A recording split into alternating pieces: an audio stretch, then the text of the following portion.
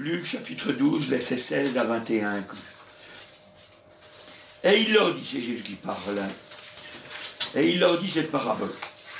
Les terres d'un homme riche avaient beaucoup rapporté. Et il raisonnait en lui-même, disant, que ferai-je? Car je n'ai pas de place pour rentrer ma récolte. Voici, dit-il, ce que je ferai. J'abattrai mes greniers, j'en bâtirai de plus grands, j'y amasserai toute ma récolte et tous mes biens, et je dirai à mon âme, tu as beaucoup de biens en réserve pour plusieurs années. Repose-toi, mange, bois et réjouis-toi. Mais Dieu lui dit, insensé, cette nuit même ton âme te sera redemandée. Et ce que tu as préparé, pour qui sera-ce? Il en sera ainsi de celui qui amasse des trésors pour lui-même et qui n'est pas riche pour Dieu. Amen. Voilà, gloire au Seigneur. Alléluia. Quand on écoute cette histoire, eh bien, ça me fait penser tout de suite à quelque chose, c'est prépare-toi à la rencontre de ton Dieu. Parce que tu ne sais pas quel est le jour, quelle est l'heure à laquelle tu vas rencontrer le Seigneur. On peut mourir d'un instant à l'autre, on peut se faire renverser par une voiture, on peut... plein de choses. Je ne sais pas si vous avez vu là en Russie, c'était arrivé. C'était une famille, ils étaient dans la maison, et puis tout était tranquille, ils n'étaient pas au bord de route, ils étaient vraiment bien.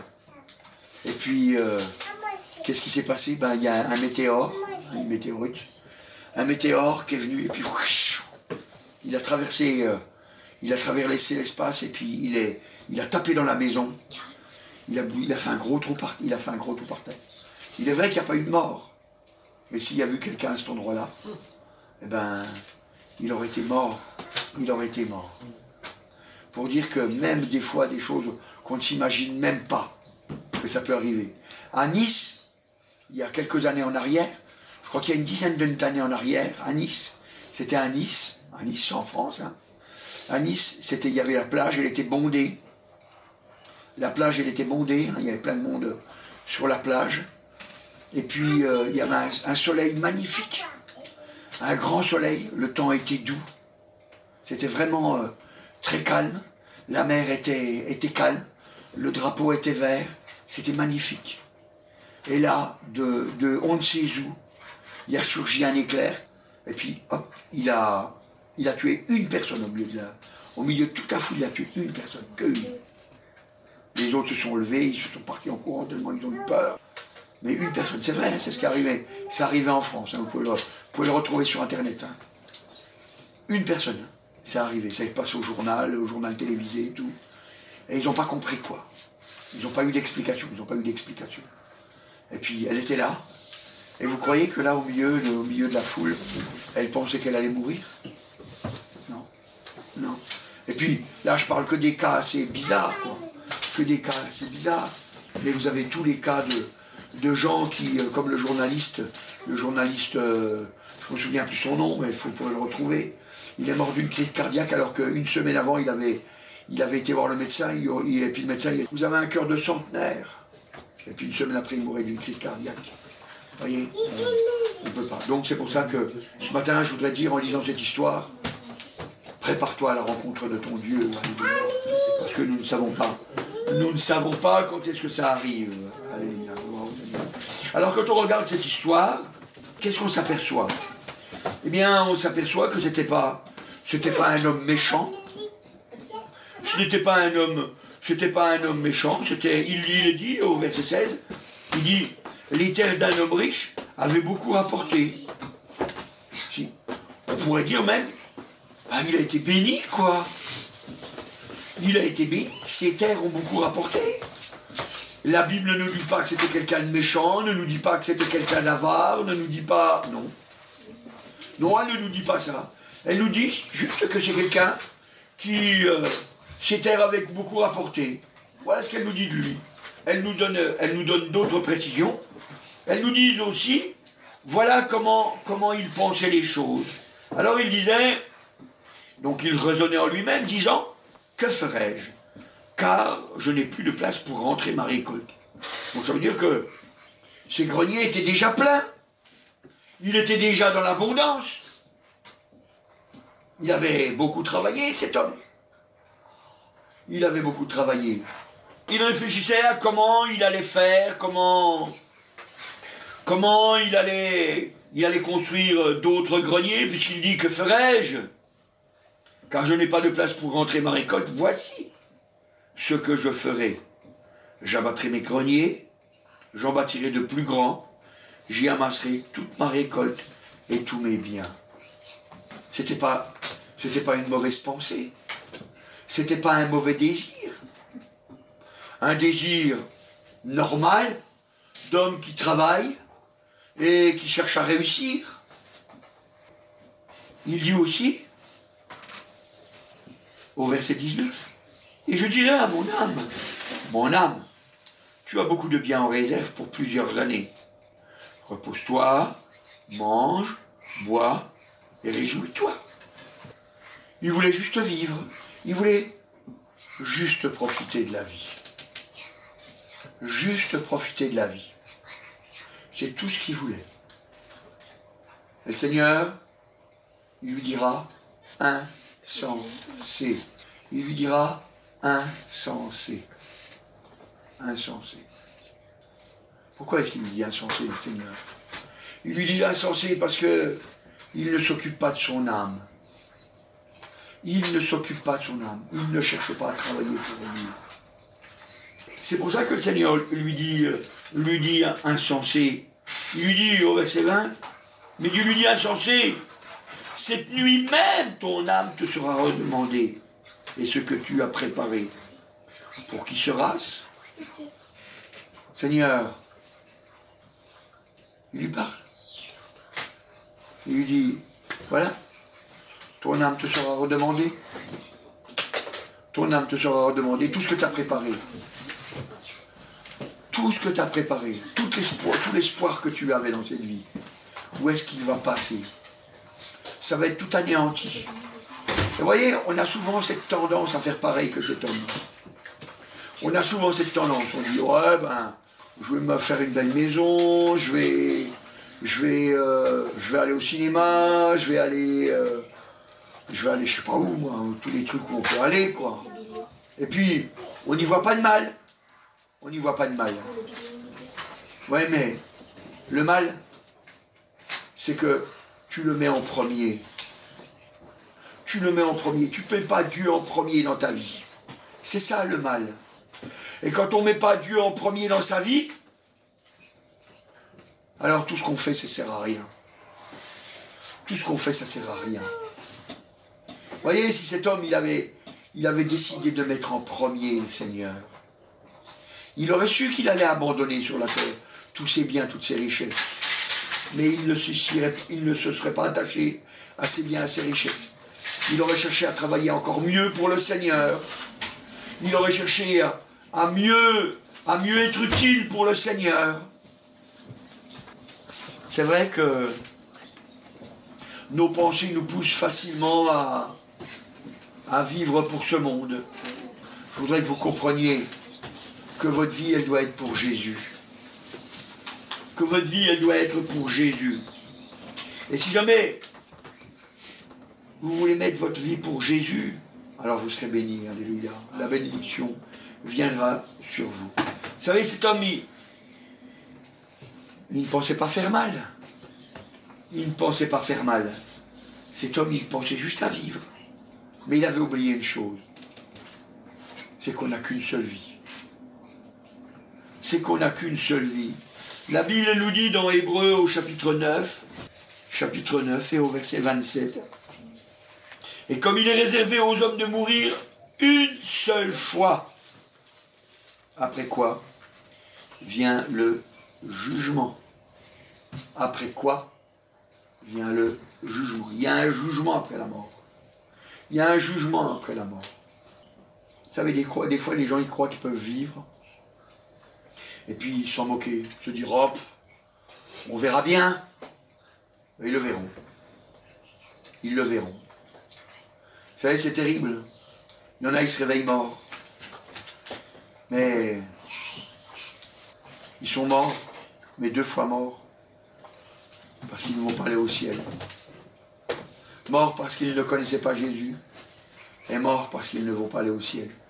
Ils vont souffrir éternellement. Une souffrance où il n'y a même pas de mot. Il n'y a même pas de mots. Il n'y a rien. Même un cri. Même un cri.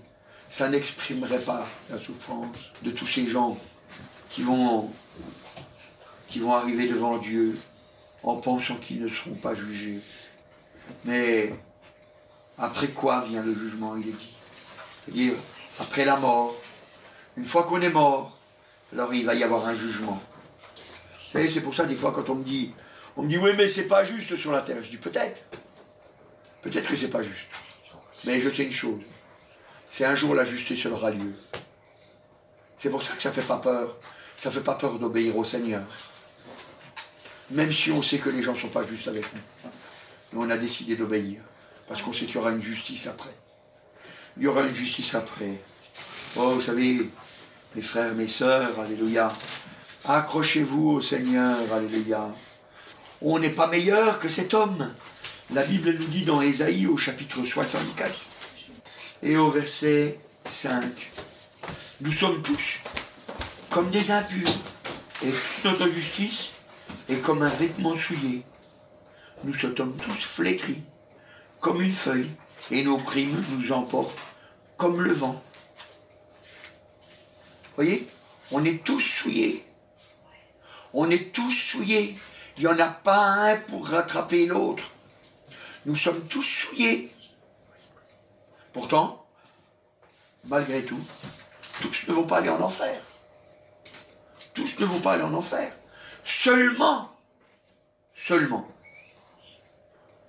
ceux qui acceptent Jésus. Et quand je dis qui acceptent Jésus, c'est pour lui obéir. C'est pour lui obéir. Autrement, on est perdu. Autrement, on est perdu. On est obligé de le dire. Si on regarde le Seigneur Jésus, il nous cache pas les choses, vous savez. Il dit dans Jean, évangile de Jean au chapitre 5, et versets 28 et 29, ne vous étonnez pas de cela, car l'heure vient où tous ceux qui sont dans les sépulcres entendront sa voix et en sortiront. Ceux qui auront fait le bien ressusciteront pour la vie, mais ceux qui auront fait le mal ressusciteront pour le jugement. Voyez, il y en a qui ressusciteront pour la vie, et puis il y en a qui ressusciteront pour le jugement. C'est terrible. C'est terrible. C'est terrible, mais c'est vrai. Et c'est pour ça qu'il faut que tu prépares ton cœur. Faut être sérieux avec Dieu. Faut être sérieux avec Dieu. Le temps passe vite. Et nous ne pouvons pas rattraper le temps perdu. Nous ne pouvons pas rattraper le temps perdu. Tout ce que nous pouvons faire, c'est utiliser le temps que nous avons maintenant pour être sérieux, pour pouvoir avancer. Faut être sérieux, vous savez. Faut être sérieux. Autrement, ben on est déçu. Déjà, si vous n'êtes pas sérieux dans votre recherche du Seigneur, vous allez déjà être déçu ici. Pourquoi? Parce que si vous n'êtes pas sérieux pour faire une recherche sérieuse, pour voir si véritablement il y a un Jésus qui répond aux prières, pour voir si véritablement Jésus nous parle, si, comme je dis toujours, si que quand je prie, le steak tombe véritablement dans l'assiette. Si vous n'êtes pas sérieux pour faire ça, ben vous ne verrez rien.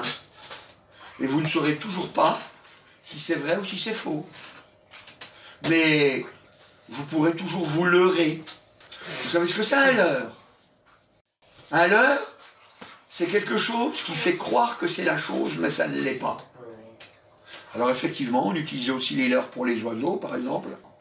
Pour les poissons aussi. On utilise les leurres pour beaucoup de choses. On utilise les leurres pour les vaches, on utilise les leurres... Et puis même pour les hommes, hein. Même pour les hommes, on utilise des leurres. Et le leurre, ben c'est ce monde. Les gens croient qu'ils vont vivre. Qu'ils vont vivre. et qui vont vivre longtemps, dans l'espérance que la science, elle va trouver une solution pour qu'on ne meure jamais. Mais ça n'existe pas. On mourra. On mourra. Et on ressuscitera. Mais soit pour le jugement, soit pour la bénédiction. C'est important de le savoir. Même Daniel, il le dit dans Daniel, au chapitre 12. Daniel, chapitre 12, vous voyez? Parce que les hommes de l'Ancien Testament, ils le savaient aussi. Daniel, chapitre 12, et au verset 2, il est marqué 12, 2. Plusieurs de ceux qui dorment dans la poussière de la terre se réveilleront. Les uns pour la vie éternelle, les autres pour l'opprobre et pour la honte éternelle. Pour la honte éternelle. Et vous savez, c'est assez étonnant de la façon dont c'est écrit, parce qu'il est marqué « Plusieurs de ceux qui dorment dans la poussière se réveilleront, les uns et puis les autres. » Et quand on lit ça, on pourrait dire « Mais il y a marqué plusieurs de ceux, donc ça veut dire qu'il y en a, tous ne se réveilleront pas. » Tous ne se réveilleront pas. La Bible, vous savez, elle nous explique pourquoi ces choses. Dans Apocalypse, au chapitre 20, au verset 6, « Heureux et saints ceux qui ont part à la première résurrection. La seconde mort n'ont point de pouvoir pour eux, mais ils seront sacrificateurs de Dieu et de Christ, et ils régneront avec lui pendant 1000 ans. » Vous voyez, il est marqué « Heureux et saints ceux qui ont part à la première résurrection. » Donc ça veut dire qu'il y aura au moins 2 résurrections. Et oui, il y aura 2 résurrections. Parce que qu'est-ce qu'il est écrit? Il est écrit toujours dans l'Apocalypse, au verset 5.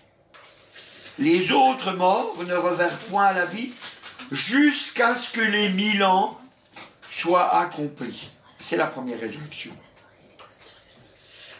Jusqu'à ce que les 1000 ans soient accomplis. Vous savez, parce qu'il y a le royaume de 1000 ans, on va régner avec le Seigneur sur la terre pendant 1000 ans. Et c'est pas encore maintenant, c'est passé quand? On sait passé quand? On sait que le Seigneur est à la porte. Parce que quand on voit tout ce qui se passe, quand on entend tout ce qu'on entend des choses de Dieu, on voit tous les blasphèmes qui ont lieu, alors on comprend bien que ça ne peut plus durer. Ça ne va pas durer éternellement. Mais on ne sait pas quand. Parce que le Seigneur, il dit qu'il retarde le temps de sa venue pour essayer d'en sauver un maximum. Mais le temps maintenant, il est fixé. Le temps, il est fixé. C'est pour ça que ce matin, eh bien, puisque nous savons qu'il y a une première résurrection, eh bien, il faut qu'on fasse partie de la première résurrection. De la première résurrection. Parce que ceux qui vont ressusciter pour la deuxième résurrection, ça sera pour le jugement. Ça sera pour le jugement, vous savez. C'est important de le savoir. Alors c'est pour ça que Daniel, Daniel, il a dit que ceux qui dorment dans la poussière, plusieurs de ceux qui dorment dans la poussière, se réveilleront les uns pour la vie éternelle et les autres pour l'opprobre et la honte éternelle.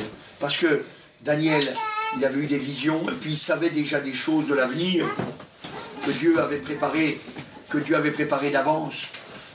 Et il savait qu'il allait avoir 2 résurrections. Il allait avoir 2 résurrections. C'est pour ça que nous, on doit avoir un cœur entier pour rechercher la volonté de Dieu. Un cœur entier. Parce qu'autrement, nous finirons comme cet homme qui, au bout du compte, au lieu d'être béni, tout était bien commencé. Il y avait beaucoup de réserves pour lui, pour plusieurs années, il dit. Donc il était dans l'abondance. Eh bien, lui, il n'en a pas profité. Il n'en a pas profité, pourtant, c'est ce qu'il voulait. Pourtant, c'est ce qu'il voulait. Vous savez, moi, il y a des jeunes samedi là qui m'ont dit comme ça. Ils m'ont dit, ouais, monsieur, la vie, c'est fait pour en profiter. J'ai dit, ben, profite, si tu peux. Mais peut-être que tu peux mourir aujourd'hui. Peut-être que tu peux mourir aujourd'hui. Parce que c'est vrai, on peut mourir n'importe quand. On peut mourir n'importe quand. Vous savez, c'est important. C'est important de comprendre que notre vie, elle n'est pas là. Elle n'est pas là pour qu'on en profite. Elle n'est pas là pour qu'on en profite. Elle est là pour que nous aussi, nous travaillions avec le Seigneur. Alléluia. Pour que nous travaillions avec le Seigneur. C'est important. Vous savez, la Bible, elle nous dit, elle ne nous cache pas que nous aurons des comptes à rendre. Nous aurons des comptes à rendre. Vous savez, même dans nos paroles, dans Matthieu au chapitre 12, évangile de Matthieu, chapitre 12 et au verset 36. Je vous le dis, au jour du jugement, les hommes rendront compte de toute parole vaine qu'ils auront proférée. Car par tes paroles tu seras justifié, par tes paroles tu seras condamné. On ne vit pas n'importe comment. On ne dit pas n'importe quoi. On doit être sérieux dans notre façon de vivre. On doit être sérieux. Vous savez, ça n'empêche pas d'être joyeux. Hein. Jésus, il est bien allé au mariage, il est bien allé aux noces. Hein. Le Seigneur, il est bien allé manger chez plusieurs personnes, parce qu'il était invité. Le Seigneur a vécu normalement. Mais vous savez, on ne peut pas faire n'importe quoi. On ne peut pas vivre n'importe quoi. C'est trop important. C'est trop important. Nous n'avons qu'une seule vie. Nous n'avons qu'une seule vie. Nous pouvons compter sur le Seigneur, alléluia. Parce qu'il est fidèle. Il est fidèle, alléluia. Vous savez, dans Timothée, vous allez voir ce qu'il est écrit, c'est un disciple qui dit ça, et même apôtre il est, dans 1 Timothée, voilà, 1 Timothée au chapitre 1 et au verset 15. C'est une parole certaine et entièrement digne d'être reçue, que Jésus-Christ est venu dans le monde pour sauver les pécheurs, dont je suis le premier. Dont je suis le premier. Il dit, c'est digne. C'est une parole certaine, entièrement digne d'être reçue. Il est venu sauver les pécheurs. Alors, tu vois, faut pas que tu te rabâches sans cesse. Quand je suis un pécheur, je suis un pécheur, je suis un pécheur. Il est venu pour ça, le Seigneur. Pour les pécheurs. Mais tu dois chercher à grandir. Tu dois chercher à grandir. C'est important de comprendre que il faut apprendre à venir auprès du Seigneur. Souvent, les gens, ils ont du mal à comprendre ça, qu'il faut venir auprès du Seigneur. Parce que il n'y a que comme ça qu'on peut vivre. Mon frère, ma soeur, tu n'y arriveras jamais par toi-même. Tu n'y arriveras jamais par toi-même. Il n'y a que Jésus. Vous savez, il s'appelle comment Jésus? Il s'appelle comment? Christ. L'ange, Emmanuel. Ça veut dire quoi, Emmanuel? Dieu avec nous. Dieu avec nous. Dieu avec nous. C'est ça que ça veut dire. C'est Dieu avec nous. Il s'est fait homme pour qu'on soit vainqueur. Il est avec nous. Vous savez, c'est important de le comprendre, parce qu'autrement, on ne voit quoi? Dans la vie, on voit que le jugement, que le malheur, que la tristesse, que des interdits. Et on ne peut pas grandir comme ça. On ne peut pas grandir comme ça. Nous, on a besoin de connaître notre Dieu vrai. Notre Dieu qui a dit qu'il nous aimait malgré nos péchés. On a besoin de connaître notre Seigneur qui nous aime malgré nos péchés. Parce que chaque jour, c'est un combat. C'est un combat pour dire, non, Satan ne gagnera pas dans ma vie. Non, je ne commettrai pas ce péché. Non, je n'aurai pas ces mauvaises pensées. Non, je n'aurai pas ces mauvais désirs. Non, je ne ferai pas ma propre volonté. C'est un combat de chaque jour. C'est ça une conversion. Vous savez, des fois, les gens ils croient qu'une conversion, c'est un jour, on a pleuré devant le Seigneur. Oh, pardon pour mes péchés, Seigneur. Et puis, ça y est, on est converti. Ça, c'est pas de la conversion. Moi, je vous le dis, hein. Ça, c'est pas de la conversion. Hein. Parce que vous croyez que Judas, il l'a pas fait, ça, lui? Vous croyez que Saül, je veux dire, il l'a pas fait ça? Et puis, vous croyez que Salomon, il l'a pas fait ça? Mais c'était des hommes de Dieu. C'était des hommes de Dieu. Dites-moi que Judas, c'est pas le Seigneur qui l'a choisi. C'est le Seigneur qui l'a choisi, Judas. Dites-moi que c'est pas Dieu qui a choisi Saül. C'est Dieu qui a choisi Saül. Et Salomon, c'est bien Dieu qui l'a choisi. Et puis pourtant, voyez, c'est pour ça qu'il faut qu'on comprenne que la conversion, c'est un travail quotidien. Un travail quotidien. Un jour, il y a eu un début. Pouf. Le jour où on a dit, Seigneur, je te donne ma vie.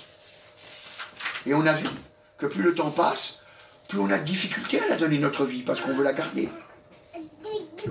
Mais le Seigneur, il nous dit que si jamais on ne perd pas notre vie, alors elle est perdue. Elle est perdue. C'est pour ça qu'il faut comprendre. Il faut comprendre que c'est chaque jour qu'on change. Parce que convertir, ça veut dire changer. Vous prenez un morceau de bois, et puis vous le convertissez en meuble, vous le convertissez en étagère, ou en cadre. Ça veut dire que c'est un changement. C'est un changement.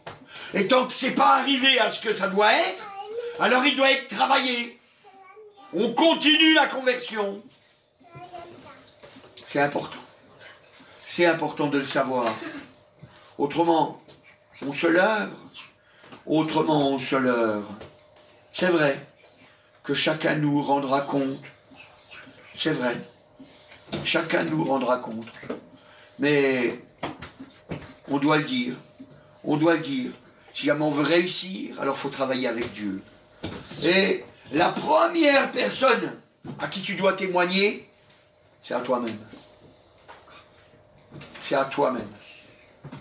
Parce que il n'y a personne qui te connaît mieux que toi-même. Bon, il y a Dieu, bien sûr, mais je veux dire, il n'y a personne qui te connaît mieux que toi-même.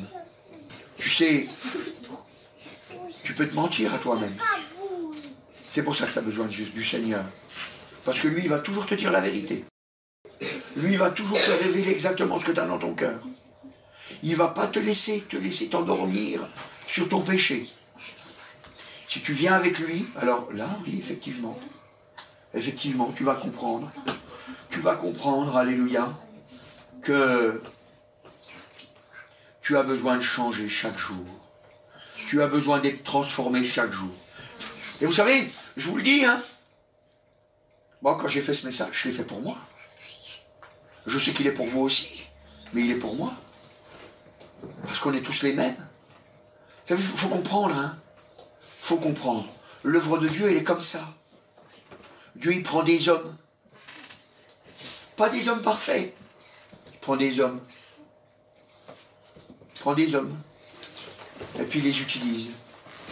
Il les utilise. C'est le fruit qu'on va produire qui va montrer quel chemin on a pris. C'est le fruit qu'on va produire. C'est important. La Bible dit, dans Romains, au chapitre 1 et au verset 18, « La colère de Dieu se révèle du ciel contre toute impiété et toute injustice des hommes qui retiennent injustement la vérité captive. » Elle dit que la colère de Dieu, elle se révèle sur qui?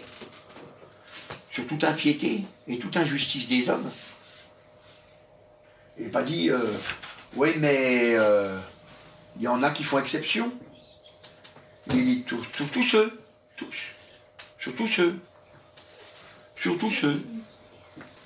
Et puis il est dit, qui retiennent injustement la vérité captive. Ça veut dire quoi, ça, qui retiennent injustement la vérité captive? Ça veut dire que, dans leur cœur, ils savent la vérité. C'est ça que ça veut dire. Et puis ils ne le témoignent pas.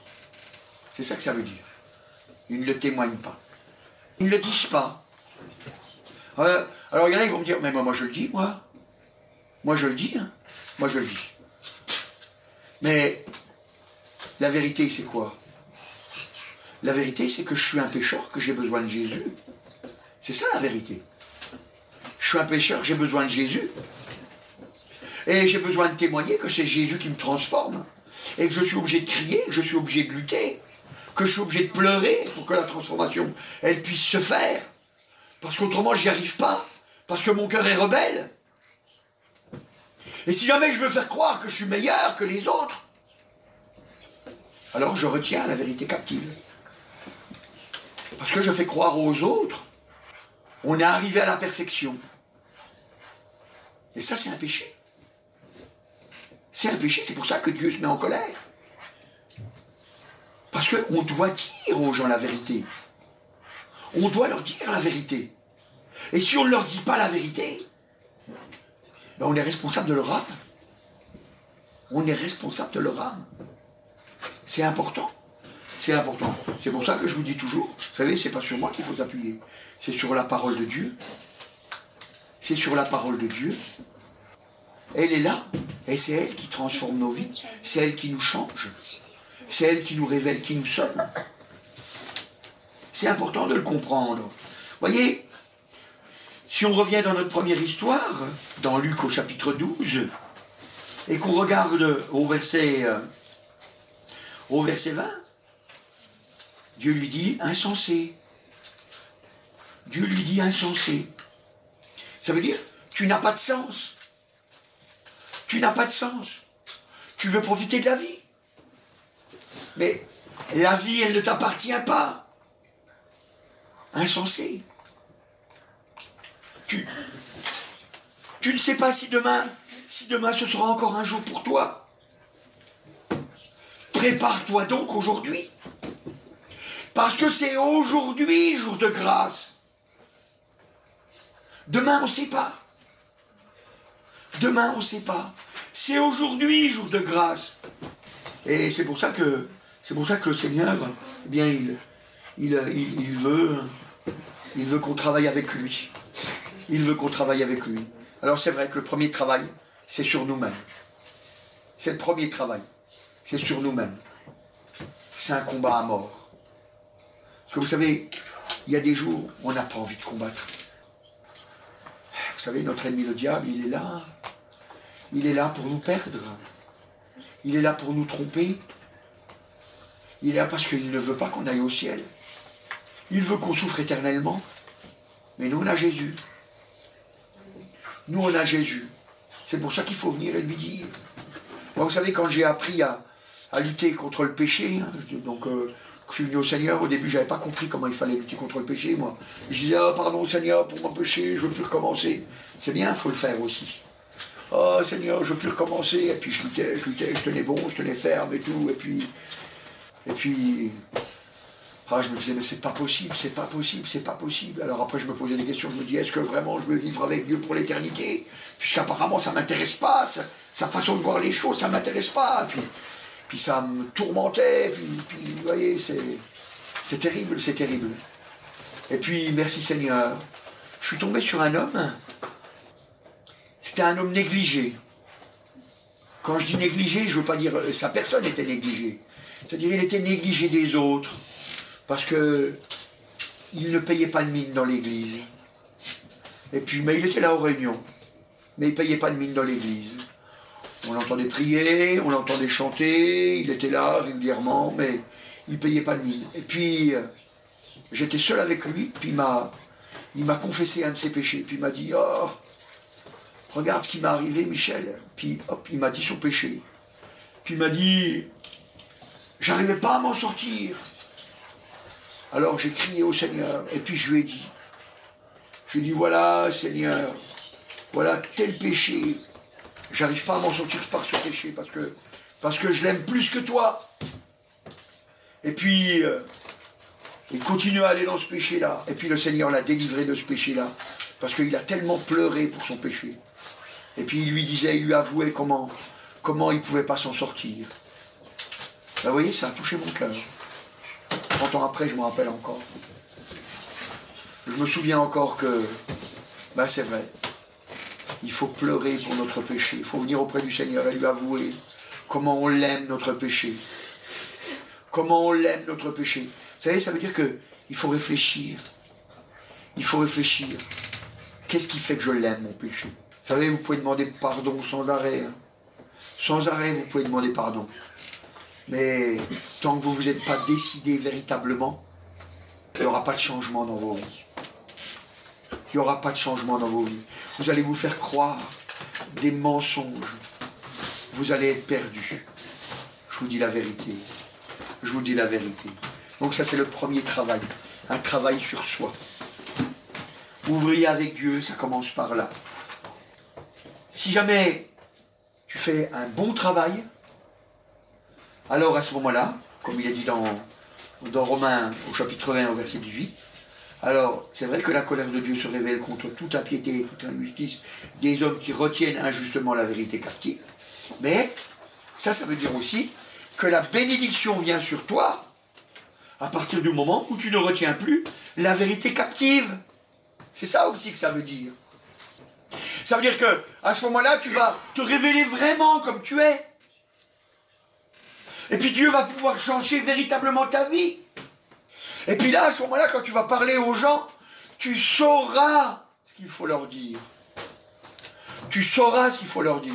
Vous savez, un jour, j'étais au boulot, et puis il y en a un, il m'a dit comme ça, parce que bon, je lui ai parlé du Seigneur, j'avais dit voilà, le Seigneur a changé ma vie, etc., etc. J'avais donné mon témoignage. Puis il m'a dit comme ça, il m'a dit, oui, mais toi, avec la vie que tu as menée, tu en avais vraiment besoin. Tu en avais vraiment besoin. Et avant, quand on me disait ça, je disais, oh, pas plus que les autres, hein, j'avais besoin, normal. Mais là, j'ai dit, non, c'est vrai, j'en avais véritablement besoin. Parce que si je n'avais pas eu le Seigneur, aujourd'hui, je serais encore malheureux. Peut-être que même je serais mort. Et je ne serais même pas là pour te le dire. Et j'ai vu que j'ai vu dans son regard, parce que vous savez, on revoit dans le regard des gens, j'ai vu dans son regard que ça l'a touché. Parce que j'avais pas peur de dire oui, j'ai vraiment besoin de Jésus. Oui, j'ai vraiment besoin de lui. J'ai vraiment besoin de lui. Après, on n'a plus peur. On n'a plus peur de s'humilier aux yeux des autres. On peut dire tout ce qu'on veut de nous. On peut dire tout ce qu'on veut. Moi, j'ai l'assurance de mon salut. Si je viens à mourir, je vais au ciel. Pas parce que je suis meilleur que vous. Parce que Dieu m'en a donné l'assurance. Pas parce que moi, je l'ai voulu. Parce que lui me l'a dit. Parce que lui me l'a dit. Peut-être que vous allez dire que je suis un orgueilleux. Peut-être. Mais moi, je vous le dis. Dieu me l'a dit par son Saint-Esprit. Dieu me l'a dit par son Saint-Esprit. Et Dieu doit te le dire. C'est pas toi qui dois décider. C'est Dieu qui doit te le dire.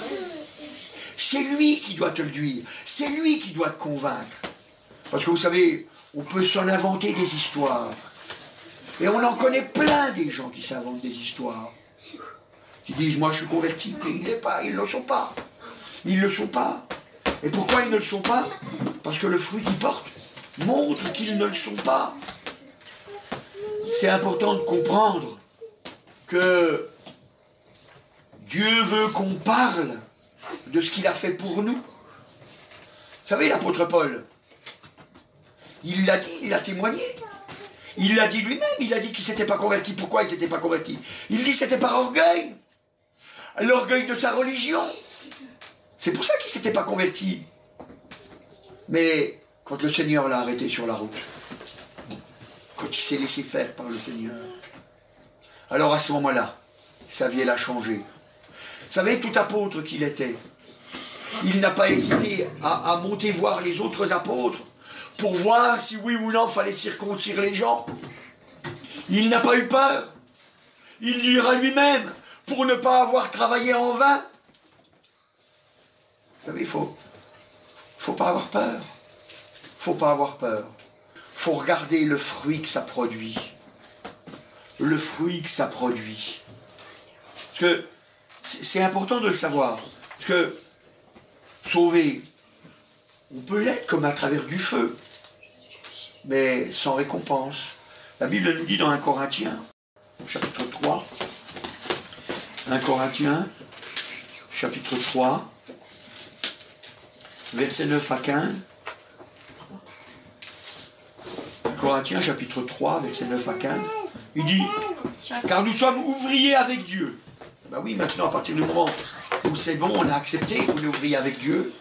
On est ouvrier avec Dieu. Hein, vous êtes le champ de Dieu, l'édifice de Dieu. Selon la grâce de Dieu qui m'a été donnée, j'ai posé le fondement comme un sage architecte. Et un autre a bâti dessus. Mais que chacun prenne garde à la manière dont il bâtit dessus. Car personne ne peut poser un autre fondement que celui qui a été posé, savoir Jésus-Christ. Alors, voilà, ça c'est ça le fondement. Le fondement, je vais m'appuyer que sur Jésus. Ça, c'est le fondement. Après, qu'est-ce qu'il dit? Oh, si quelqu'un bâtit sur ce fondement, donc, qui bâtit sur Jésus, hein, avec de l'or, de l'argent, des pierres précieuses, du bois, du foin, du chaume, l'œuvre de chacun sera manifestée, car le jour la fera connaître, parce qu'elle se révélera dans le feu, et le feu éprouvera ce qu'est l'œuvre de chacun. Si l'œuvre bâtie par quelqu'un sur le fondement subsiste, il recevra une récompense. Si l'œuvre de quelqu'un est consumée, non, ne fais pas ça, il perdra sa récompense. Pour lui, il sera sauvé, mais comme au travers du feu. Vous voyez? Donc là, il y a les récompenses pour l'ouvrier du Seigneur. Pour l'ouvrier du Seigneur. Mais ça veut dire qu'il ne faut pas construire n'importe comment. Il ne faut pas construire n'importe comment. Vous savez, c'est important de le comprendre. De le comprendre. Parce que autrement, quel travail inutile. Quel travail inutile. Mais si jamais vous prenez à cœur de vraiment travailler pour Dieu, alors à ce moment-là, les paroles du Seigneur, elles sont pour vous. Comme il est dit dans Matthieu, au chapitre 28 et au verset 19. Matthieu, chapitre 28 et au verset 19. Au verset 19, il dit, allez, faites de toutes les nations des disciples, les baptisant au nom du Père, du Fils et du Saint-Esprit, et enseignez-leur à observer tout ce que je vous ai prescrit. Et voici, je suis tous les jours avec vous jusqu'à la fin du monde. Alléluia, gloire au Seigneur. Mais il dit, allez, faites de toutes les nations des disciples. Un disciple, c'est quoi? C'est quelqu'un qui vit une discipline. La discipline du Seigneur. Faites des disciples du Seigneur. Alléluia. Des disciples du Seigneur. Et puis, qu'est-ce qu'il dit? Enseignez-leur à observer tout ce que je vous ai prescrit. Donc, on doit leur enseigner à obéir. On doit leur enseigner à obéir. C'est ça le vrai disciple. Le vrai disciple. C'est qu'il prend soin des autres parce qu'il a pris soin de lui-même. Il a pris soin de lui-même. Aimez-vous les uns les autres comme je vous ai aimé. Aimez-vous les uns les autres. Comment est-ce qu'on peut aimer les autres si on n'a pas montré de l'amour pour nous-mêmes, pour notre propre âme? Ce matin, prépare-toi à la rencontre du Seigneur.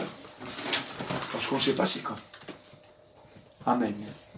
Merci, agneau de Dieu. Je te remercie, roi des rois. Alléluia, tu es merveilleux, Jésus.